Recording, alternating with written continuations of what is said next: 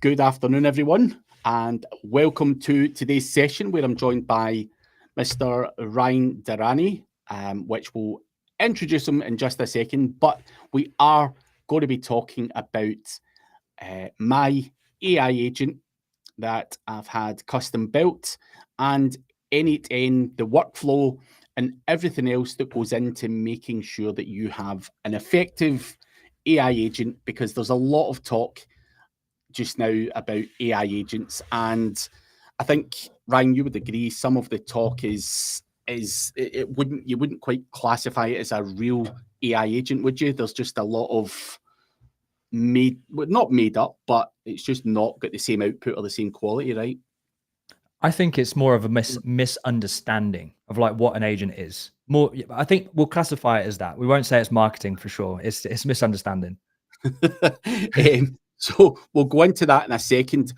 But Ryan, for anyone who doesn't know who you are, what you do, where the hell you've popped out from, if someone's just like, who the hell is this guy, and why should we be listening to anything that he's got to say, tell us a bit about who you are and where the hell you've came from. I'll keep it brief, lads. So 10 years deep in SEO. Transitioned out of SEO pretty much probably 18 months ago. I've been deep into AI content for about 5 years. For those who remember when Jarvis was a thing, that's when I got into it first. And I've always had an obsession with it. So now my kind of day to day, I work alongside the guys at Cuppa, who like is the SaaS AI writing tool. We're doing a lot of cool shit over there. And my day, like every single day right now, as you know, because I like pester you with it, is deep in the weeds about how AI works, the automations, the what's coming next, the agents attached to it. And working at Cuppa, we've built a hugely successful business with it. So I'm hands-on with this stuff all of the time. Just in case anyone's like, does this guy actually know what he's fucking talking about? I work with some smart people, and I'd like to class myself as quite a smart person as well. Which is why I've taken full advantage of someone smart helping me with my AI agent. You've got to leverage someone somewhere along the line, but that's the way life goes. But going on to the AI agent, is that what we want to show first, the agent itself, or do you want to talk about the workflow first? What's best? I think what we'll do, we'll jump straight into the agent, and then I can just show how the workflow's working. Yeah, and then like any questions or anything like that, we can dive into. But I'll show you the N8N workflow, how the agent functions. I won't give away the source, but I'll give away enough, and then yeah, we can like tweak about with the outputs and stuff as well. Yeah, right. Let's do it. So I'm going to add your screen to here. So here is the sexy dashboard, and yeah. So give the audience, because obviously I've played around with it and done my thing with it, but yeah, give the audience an example of the output that this does. Okay. So before we do that, I just want to make sure that people understand that the output has been trained on Craig. So everything you see here is specifically customized and tailored to Craig. So I have to prompt it in a certain way to get the outputs I want. So let's say, for example, because I know how Craig talks, and if you've watched Craig's channel, you know how he talks. Why is buying guest posts as fuck? Have to do it because the agent is trained to respond to this type of stuff. So I'm going to then choose the tweet. So the topic is basically what I want the agent to run on. It has a database of Craig's tweets. It understands how he talks. It understands his tone of voice. It understands his expertise, everything attached to Craig, this has access to within reason. And I'm just going to say, that's what I want. And I'm going to go and say, give me 5 of them. So what this is doing right now, and we'll jump into the back end, is accessing a workflow which is controlled by an agent, and the agent then picks what it wants to do. So it came back super fast. It took like what, 15 seconds. And I mean, Craig, you can tell me, does this sound like the sort of thing you'd be saying? Well, with the output there, I'm not sure I would quite word it like buying guest posts is like paying for a hooker to be your girlfriend. But I like to use wild examples to get the emphasis across. So yeah, absolutely. If I was talking at a bar, maybe it would be 100% accurate. But obviously, your point being, I am known for the language and vocabulary that I use on stage or on presentations or whatever, and Yeah. it's not to be a douchebag. Sometimes you've just got to say things with a certain tone to get the point across, and it works. It can add humor to it and all that. So it's something that I've obviously done, and people won't be surprised that, as I say, that first one is there. So the output It's in as wild terms as of, you. I don't know if that's a good thing though, but I've just got to add that little disclaimer there. But nah, it's I think, if I look at that, would that be something I would personally write? Yeah, absolutely. And I think, again, just to emphasize to people, everyone's time poor. I'm time poor. I don't have time to sit. Now, I've said so many things in the SEO space about local SEO, whether it be about building a personal brand, YouTube SEO, link building, guest posts, the whole works. I've said it time and time again. And I just want to double back onto the underlying database that lies underneath the agent. So it's pulling information from all of my tweets, LinkedIn posts, YouTube videos that I've done, whatever we want to feed into it. So it's pulling the actual information from there rather than just blindly pulling it from ChatGPT. So it is giving out the output that I have said. It's not going to say something completely random that I've never said, if that makes sense. And obviously mixed in with the kind of language, tone, style, humor, and anything else, if you can call it humor, is there. So I just want to emphasize that point to people as well. And obviously by doing this, it will save me a lot of time, effort, and having to think. And because sometimes, Ryan, I don't think people realize, but see when you're busy and like 1 minute you're doing something else, and then you're like, oh shit, I need to do some tweets. Sometimes your Yeah. brain just can't think. You just don't have 5 minutes to sit and go, what can I put out there that I haven't put out before that Mhm. is going to add value? So I think using an AI agent to do your thinking for you, whilst being quality, is something I think is insane. Yeah, Um, 100%. And I think that's the beauty of this as well, is that because I know it was important to you to be able to kind of look at this and QC it and make sure you're happy before it went and did anything else. So you can attach this to an automation, you can attach this to a scheduler, you can attach it directly to your Twitter, and it could just send it. But you then yeah, run the risk of, for example, uh, example number one going out where you're like, behind closed doors, that would be fine to talk about, but it might be maybe not suitable for Twitter, but the other four might be perfect. yeah, So we're giving you really the hands-on to say, I hate this or I love this or this is great for Twitter, but you don't have to think about it. You can just it's already been trained on what you do. You just have to think of a topic, and you can go through as many topics as you want. If you're really struggling for ideas, we're going to keep a database of everything that you produce so that you can just go back in time and say, actually, I didn't use any of these. Let me use them instead. So no, I think the output is great, and in my style, and absolutely unique. And I just want to add a little bit to the story as to why using an AI agent is important, because I used to use Tweet Hunter Pro to try and cut corners, save time, and it would take someone's really good post, and sometimes it would allegedly regurgitate it, but sometimes it literally just posted what they said. And then people would be like, dude, you've literally just fucking ripped off my tweet. Like, come on, man. And you're like, fuck. So I got myself into trouble a few times with that.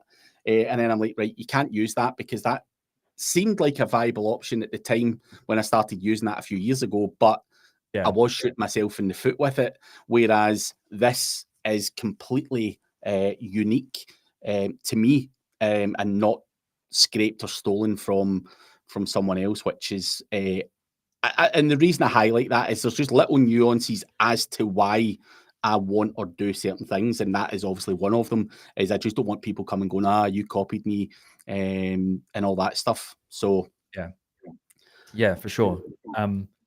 What was I going to say there?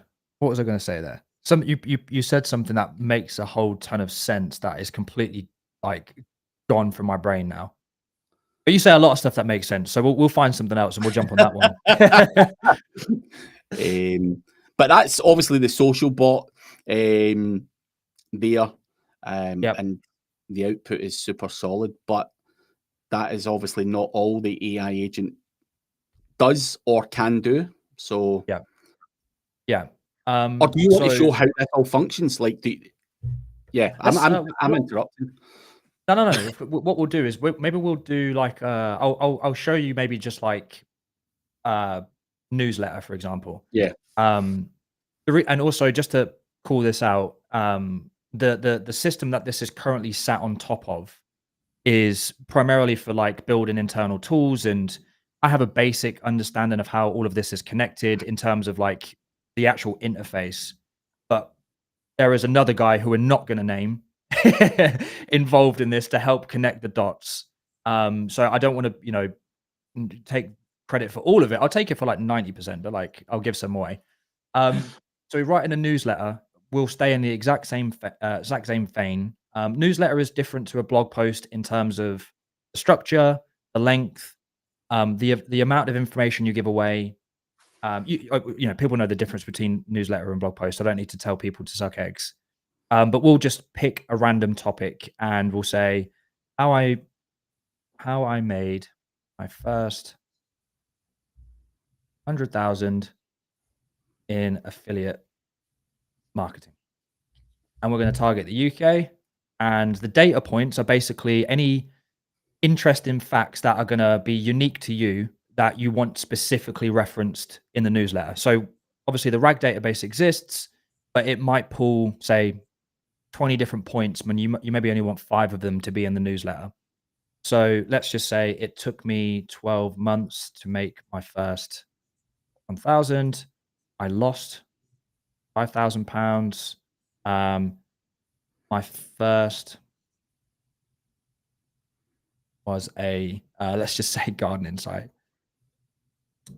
And then I hit generate newsletter. This might take a little bit longer because it's a bigger output, but we'll see. The thing to call out as well, more than anything, is that AI content is really easy to spot if you don't put the effort in. Especially like if you've got a personal brand and you're tweeting or you're using it for newsletters or whatever you're using it for. It's really obvious when people are doing it. Like the patterns are so obvious. So what I would say for people that are doing it, who aren't taking the time to build, a database based on their actual style and structure, it's damaging your brand. So just think about that. It might save you time, it might save you money, but ultimately when people look at that, it's going to look really bad. So anyway, so this is the first part of the newsletter. This is still in your tone of voice. It's got the pieces that we added in the data field. Your journey on £100,000, what a roller coaster it's been, etc., etc. Now, I also want to call out this newsletter didn't on purpose have any of the swearing baked into it. So this is just your tone of voice in your writing style, but it hasn't got like effing and jeffing here and there. Makes sense? Yeah, no, absolutely. I think if obviously going through that, I think it reads very well. But some of the other stuff, like short, sharp sentences or short, sharp paragraphs. Can you explain the reasons for that kind of structure? Yeah, so AI is like incredibly predictable. It will just follow patterns because it's basically trying to polish it to make it seem perfect. When humans, we're like incredibly messy, like you said, a bit of ADHD. You might start writing a newsletter, and you might start looking at your phone, then you might disappear and get a coffee, and then like your train of thought is interrupted. Yeah. That's essentially what we're trying to do. So we're basically trying to interrupt the agent in a way that makes it unpredictable. And it's always been refined. So to fine tune a model, you need at minimum 50 to 100 examples of any output. So when people want to do like one or two examples of a page and they're like, why does this not sound like me? It's because you've given it basically nothing to understand. So the idea being is that we can break sentences up, we can format it differently, we can make it short, sharp, and snappy because that is unpredictable. And unpredictable, being unpredictable and spontaneous is a human trait, not an AI trait. And it's a me trait as well. So Yeah, ain't that the truth? So it injects different types of things in here, and I'm happy to kind of like maybe show you the workflow that triggers this off if you want. Go for it. Okay, so I'll walk it through step by step, but I'll zoom out a little bit just to give you a bit of an understanding. So this is how big the workflow is. And each individual node has been basically custom trained on Craig. So I'll zoom in. Is that enough? You tell me. Yeah, I can see what it is. Okay, cool. So the function is basically at every step deciding what needs to happen, where, and which information it needs to reference. So the first thing that's going to come out, I'm not going to click into any of these nodes, by the way, because it's all custom tailored to Craig. Each of these is basically all of the prompts that have been developed. And this node here is Craig's customer profile, which is all of the information we've got on him. So this first section you're looking at is basically Craig has sent a message from the screen I've just looked at. It comes straight into this N8N workflow. It then decides what needs to happen based on what Craig has written. It then attaches that to a prompt. So let's just say, for example, Craig's like, I want to write a tweet about guest posts. This will understand what Craig has just said. This will then understand which prompt needs to happen. So it's making a choice at this point. Once that happens, it then routes the instructions and the workflow to the agent. So at this big string here, this like waterfall of nodes is basically saying, okay, so Craig wants a tweet. I'm going to send it to the tweet agent. And in the tweet agent or tweet node, it's going to have more instructions as to what to do next. And then it hits the agent. And what's happening here is basically a conversation between N8N and Anthropic, which is the AI model we've attached it to. So this is saying, I've got some instructions for you. This is what Craig has asked for. Here are all of the examples.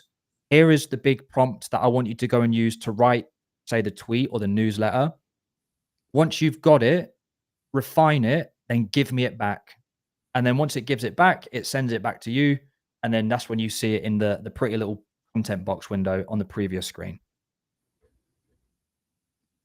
Is there anything in here that you want me to dive into?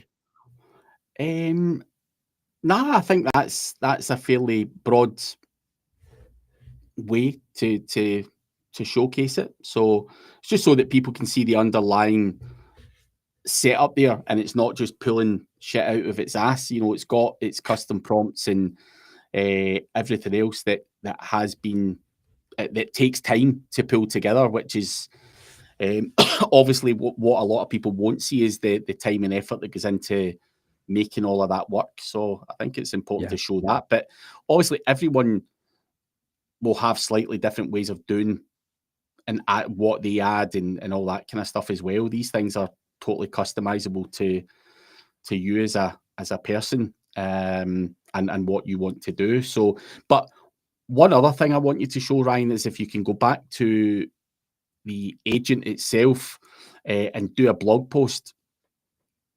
I just want to show them the output and the AI detection and everything else that's on there as well, so that they can see I think the emphasis being on the output, because that's obviously where a lot of the time and effort has went into refining. All the kind of polishing, refining in the back end is not an easy task. So we need to showcase that. Yeah. There's a lot of back and forth with this thing. The mistakes I've made. So what I'm doing now is just saying what I want it to write about, who I'm targeting, and then I'm just giving an outline of the article. So the reason why we do this rather than just scraping, the top 10 results, for example, is because it's then going to become very predictable. Like it's basically what happened when things like Surfer came about. Everybody was using the exact same stuff, the exact same keywords, exact same headers. This gives you the freedom to kind of say, I want to do it myself. The mistakes I made along the way, risks versus rewards, for example. I just want to call out before I run this, Anthropic, which is the model we've attached to this, has been a complete nightmare since yesterday. So we'll run it, and if anything breaks, I can jump into N8N and show you the output, because it's not, for some reason, the connection between this and Anthropic's a pain. But in theory, this will come out, and if I run it through Grammarly, it should be less than 10%. No plagiarism either. There we go. So this is the introduction, by the way. So this is not the entire blog post. What we've done here is give Craig the freedom to tweak and edit the introduction. So if he wants to take some things out, or he doesn't like the language, or he doesn't want to do certain bits and bobs, you can edit here, send it back to the agent, and then the next time it goes to use the function, it remembers what Craig's edited. So it gets a little bit crazy. Let me just fire up, I don't know, Grammarly, right?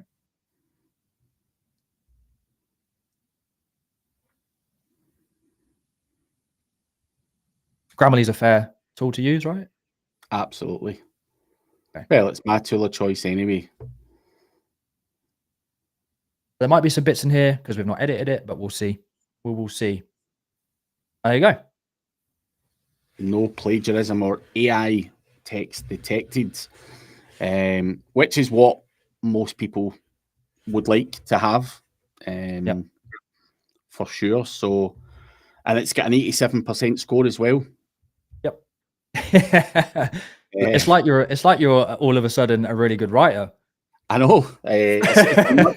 It's something I've always struggled with is writing. One, because I don't have the attention span to sit and write for too long, but two, my grammar is absolutely horrific. So I've always had to kind of lean on Grammarly and stuff anyway. But that's why I do more videos than blog posts, to be honest. But that can all change using this, which is awesome. Yeah, and the thing is, like, AI detection is one of those things that people use as a North Star a lot, and I think there's probably some merit to that. But equally, the most important thing I think out of all of this is, like, it's trained on you. It sounds like you. There's no plagiarism. There's no issues that if you were to post this tomorrow to your mailing list, it's genuine. It's from you, but it's just someone has supported you, and that someone happens to be an AI agent. Yeah. But here's a question, Ryan, from Rudy, is saying, are you just using the LLM then in the workflow, or are you including a custom RAG as well? Yeah, so we have a custom RAG set up with Craig's tweets. We've got his blog posts in there. We've got his bio in there. Blog post in there. The only thing we didn't really have a lot of is just the newsletter. So we just kind of had to base that on different variables and different examples of stuff. But the RAG database is, we've got a RAG database that we can add to, delete things out of, and we can do that for, let's just call it 100,000 documents. And also, just to add to that for other people, the database there where it pulls information from doesn't necessarily have to be blog posts or articles of mine. So if I see whoever out there in the industry producing really good content that I believe to be accurate, then I can put that in there as well, so that the system will reference that to pull out the information that I want it to say. So it doesn't necessarily have to be your own stuff. Of course, using your own is going to be a lot better. And for me, I talk a lot better than I can write. So, and I've got lots of videos I can feed into it. Yeah, it's. He's got an additional question though. Are my swear words in the rag as well? They are. It's funny because we actually nearly got banned from Anthropic. It wouldn't accept some of the things that we were trying to use it for. So in the sense that it doesn't like profanity. So it was like, oh, we can't use this information. We can't use that. And like, we had to just figure out a way around it. But yeah, everything that Craig says is in there. I was thinking about using my WhatsApp chat with him at one point, but well, that's where you could get in real trouble. But I think that part's important to reference. The rag part, I think, is a really important part of the output, because, like you said, Ryan, you get out what you put in, and guys that maybe come to you with this and say, here's one blog post, the output is not going to be as good as someone who's giving you a hell of a lot more to go on. Which there's Stephen Canna. My left cheek still hurts from your punch in the India SEO conference. Feed that in. Yeah, feed that in. As long as it's not his butt cheek, because I know Stephen would like that. But that's as funny as fuck. So yeah, that as I say, I am over the moon with the output and everything that it gives. Obviously, no plagiarism, no AI detection, but I also just want to add here as well, I've specifically not asked for the automation of posting this stuff, because I want to make sure that over the next few months that I am super happy with the output before I would even consider tying that into go tweet that straight away. Just in case people are like, fucking hell, why have you not done this? Why have you not done that? Because it's all new for everyone, right? And people are going to go in and say, fuck's sake. Or someone might look at this going, why have they not added this or added that? It's just so that we get quality first, and then we may look to add the automation side of it, so that I don't actually have to check it out. But as it stands right now, I need to be, especially with those swear words and stuff, and it referencing hookers and stuff like that.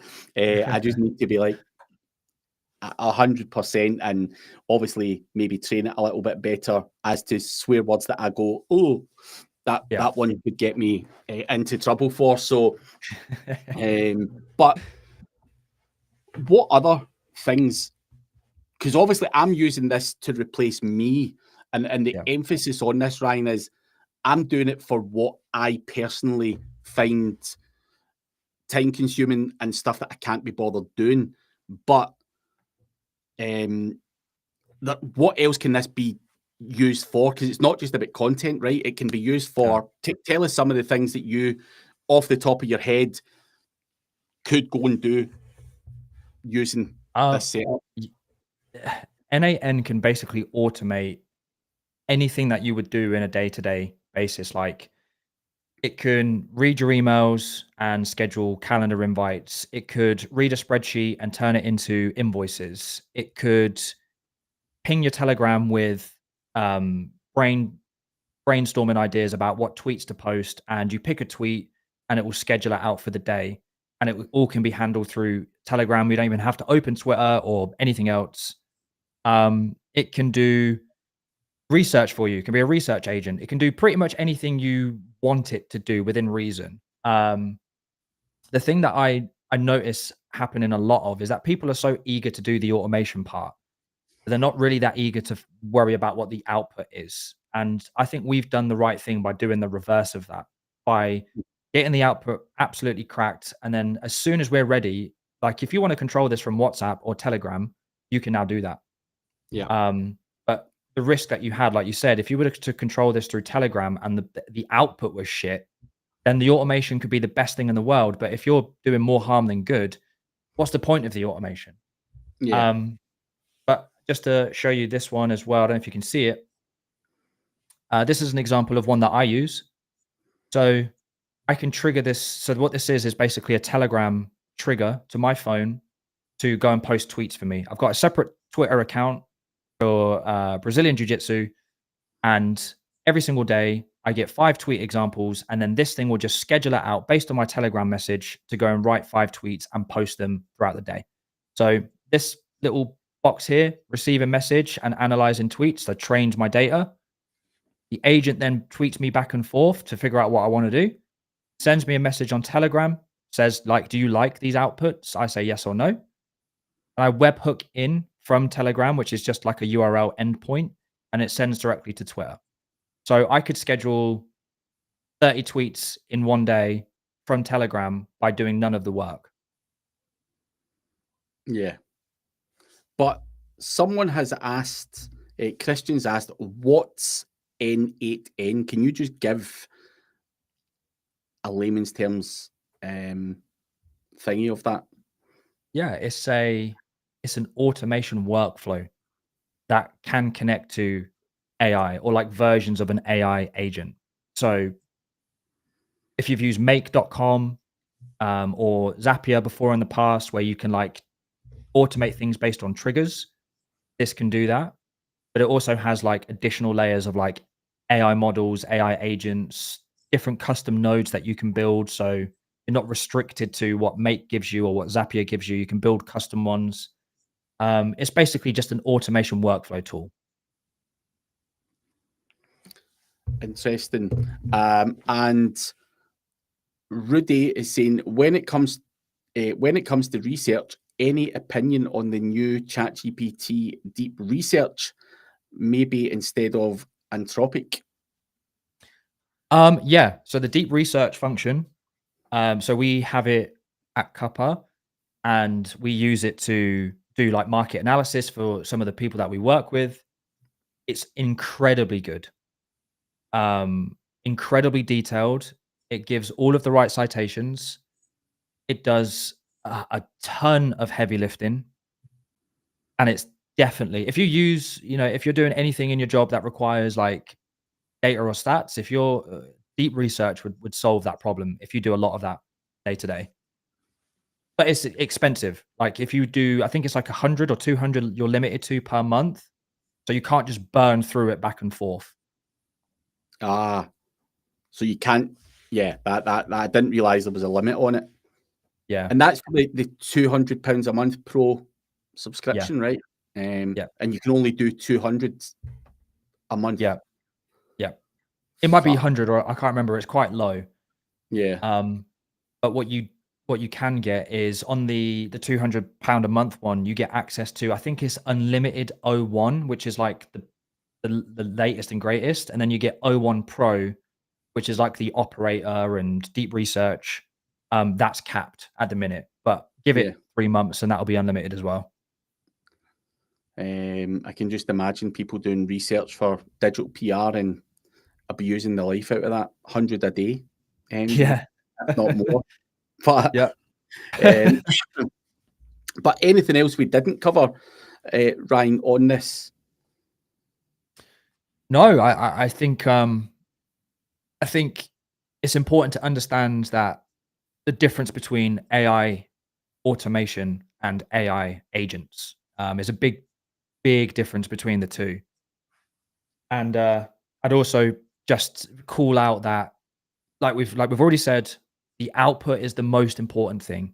Like the shortcut is brilliant. You're going to save yourself a whole ton of time. Like this could now basically replace you, but it took a lot of fucking time to get there. And that's the important thing. Yeah. So yeah, any questions, guys, put them in the chat.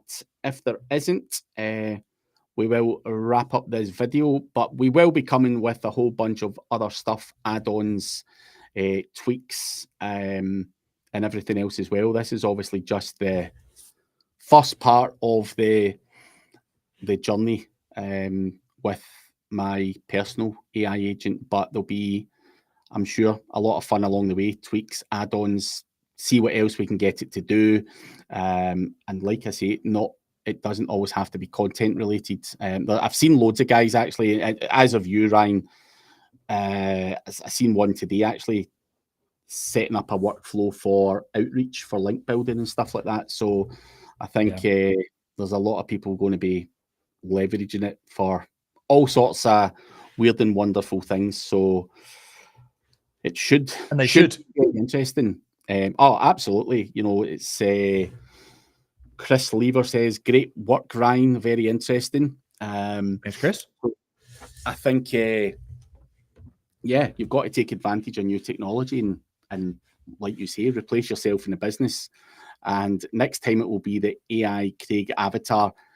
I actually had a friend, Rudy Slorry, you'll know, Ryan. He's got an AI thing just now replacing him talking on videos because he doesn't believe he's good at talking on videos. And it sounds fairly decent, to be fair. It actually sounds really like him, but I don't know if I'd ever want that to replace me. I'd rather just come on here and stutter and swear and do it naturally. I don't know if I would ever have a Craig avatar, but we'll see. No one We'll can see. replace the real you. Nah, and I wouldn't want to be. I'd get bored. So Patrick Carver saying, can you walk through how it's capable of doing all three content varieties in one agent? Is that something we can give up or not? Yeah. I can't show you the specific prompts, but what it's doing is once Craig sends a message. So in I'm not even showing my screen, am I? Nah. There you go. Is this one? There we go. There we go. So who is it? Patrick. Yeah, Patrick. So what's happening is once Craig sends in a message for a tweet, a newsletter, or a blog, it goes through this router, and the router is basically like train tracks. Like if it can divert things left, right, depending on what it is. Mm-hmm. So it will the agent will understand, oh, this is a tweet, oh, this is a newsletter, oh, this is a blog. And then it will fire it off onto its own individual little lines. Let me just grab one of these actually. I tested one. Oh, we did it live on the call. So here you go. Here's an example. So you can see the green line highlighted, right? Yeah. Okay, you can. So this is all of the steps. And then this is where you can see like the little router has decided it's a tweet. So it then sends it down this string. It goes to this specific tweet prompt because it knows it's a tweet. And then it sends it to the agent with specific system instructions for the tweet. So it's like 3 different layers of prompts and agent decisions, if that makes sense. It probably doesn't, but it's just routing because it understands what you've asked for. Yeah. No, that makes sense. I wish I could show more, but if I show more, then it's going to give away what's in it. What you don't want to be doing, which I'm sure people will understand anyway. But yeah, it's interesting. But if there is no other questions, guys, we are going to wrap up. But if you do have questions and you're watching this later on, you can put your questions below in the comments, and we will do our best to come back and answer them. We will be doing a bunch of other videos all relating to this stuff. This was just an introduction to the AI agent for me personally, but there's a lot more to come on that front. So we will catch you on the next one. But like I say, leave comments below, and also do leave a like and subscribe on the channel as well, guys. But we will catch you all at some other point in another video. And Ryan, thanks for taking the time to show it. No worries. Cheers, guys. See you later.